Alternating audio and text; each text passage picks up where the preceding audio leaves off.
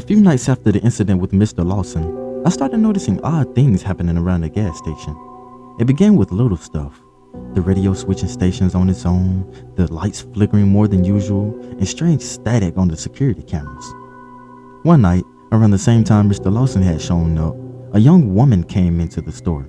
She looked out of place in her clean, crisp business suit, carrying a leather briefcase. Her eyes darted around nervously, and she kept glancing at her watch. Can I help you? I asked, trying to sound casual. I'm just waiting for someone, she said quickly, avoiding eye contact. Mind if I stay here for a bit? Sure, I said, deja vu creeping in. Coffee's on the house. She nodded and took a seat by the window, just like Mr. Lawson had. I poured her a cup of coffee and brought it over, then returned to my spot behind the counter. Minutes passed, turning into an hour. She kept glancing at her watch and at the door, as if expecting someone to burst in at any moment. I couldn't shake the feeling that something was off. I finally decided to break the silence. You expecting someone? I asked. She looked at me, eyes wide with fear. Yes, and I really hope they don't show up. I blinked, confused. You're hoping they don't show up? She nodded. You wouldn't understand. Try me, I said, leaning over the counter. I've seen some weird stuff working here. She hesitated, then took a deep breath. All right. My name's Rebecca. I'm a consultant of sorts. My job is to track down and retrieve certain items that people shouldn't have. Like what? I asked, genuinely curious.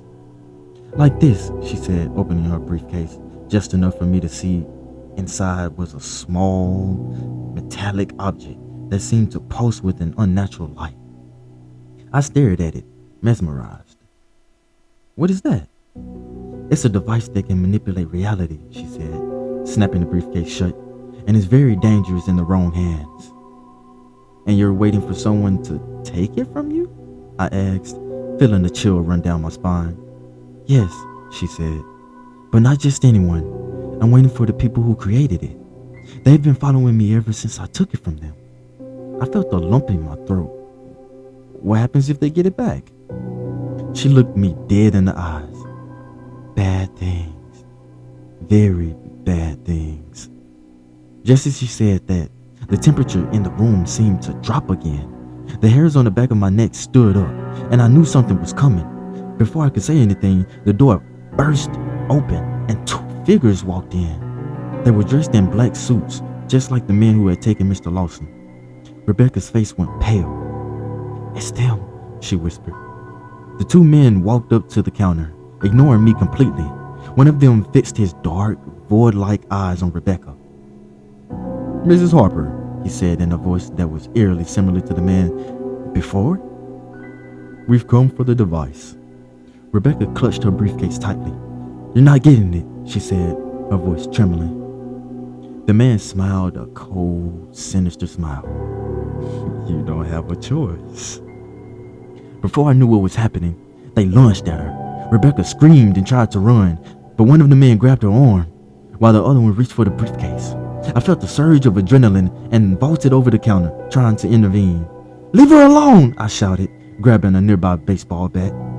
The man with the void-like eyes turned to me, his gaze freezing me in place. This doesn't concern you, he said, just like the one before. But this time, I didn't back down. It does now, I said, swinging the bat at his head. To my surprise, it connected. The man stumbled back, releasing Rebecca. She took the opportunity to run towards the back exit, but the second man was already on her, pulling her back. Get off her, I yelled, swinging the bat again. The first man recovered and lunged at me, his eyes now filled with an inky blackness that seemed to swirl and move. I felt a cold hand wrap around my throat, lifting me off of the ground. This is your last warning, he hissed. Suddenly, there was a bright flash of light, and the man dropped me, screaming in pain. Rebecca was holding a metallic device, which was now glowing brightly. Get out of here, she shouted at me. I didn't need to be told twice. I scrambled to my feet and ran towards the back exit, Rebecca right behind me. We burst out into the cool night air and kept running until we reached my car. I fumbled with the keys, my hands shaking, and finally managed to unlock the doors. We jumped in and I sped off down the road. As we drove, I glanced over Rebecca. She was breathing heavily, clutching her device to her chest. "Thanks," she said, her voice shaky. "I don't know what would have happened if you hadn't helped." "Don't mention it," I said, still trying to wrap my head around what just happened. "What now?" She looked out the window, her expression hardening. "Now we need to get this thing somewhere safe, somewhere they can't reach it." I nodded, not entirely sure what that meant, but willing to go along with it. Whatever was happening, it was far from over, and I had a feeling my life was never going to be the same. As we drove off into the night, I couldn't help but think of Mr. Lawson and the spark plug. Maybe there was more to this little gas station than I ever realized. And maybe, just maybe, I was starting to understand.